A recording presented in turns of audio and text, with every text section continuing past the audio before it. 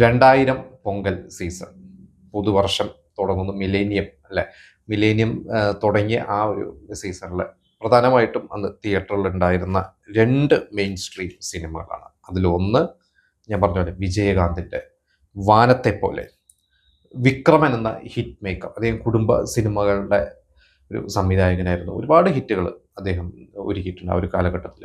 90s 2000 കുറേ ഗംഭീര സിനിമകൾ ചെയ്തിട്ടുണ്ട്. അന്ന് വിജയകാന്തിനെ നായകനാക്കിയിട്ട് അദ്ദേഹം ചെയ്ത സിനിമയാണ് വാനത്തെ പോലെ. ഈ വാനത്തെ പോലെ എന്ന് പറയുന്ന ഒരു സിനിമ, ചന്ദ്രോത്സവം സിനിമ കണ്ടവർക്ക് ആ പേര് അതിൽ കൊച്ചിൻ ഹനീഫ പറയുന്നുണ്ട്. അതിൽ മോഹൻലാൽ വിജയകാന്തിൻ്റെ കൂടെ വന്നു എന്ന് പറയുമ്പോൾ വിജയകാന്ത് നമ്മുടെ ആളാണ്, വാനത്തെ പോലെ 50 ദിവസം കളിച്ചതിൻ്റെ ഷീൽഡ് ഇരിപ്പുണ്ട് എന്നൊക്കെ കൊച്ചിൻ ഹനീഫ അതിലൊരു തിയേറ്റർ ഓണർ, ഒരു ബി ക്ലാസ് തിയേറ്റർ ഓണറാണല്ലോ.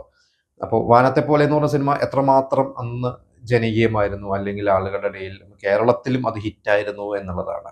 കാരണം അല്ലെങ്കിൽ ചന്ദ്രോത്സവം എന്നുള്ള സിനിമയിൽ ആ ഒരു സിനിമയെക്കുറിച്ച് പരാമർശിക്കില്ല. കാരണം ആ ഒരു കാലഘട്ടത്തിൽ വിജയകാന്തിൻ്റെ ഏറ്റവും കൂടുതൽ, അതിനു മുമ്പ് 90s ക്യാപ്റ്റൻ പ്രഭാകർ, അതുപോലെ തന്നെ ചിന്ന കൗണ്ടർ, കുറേ സിനിമകളുണ്ട്.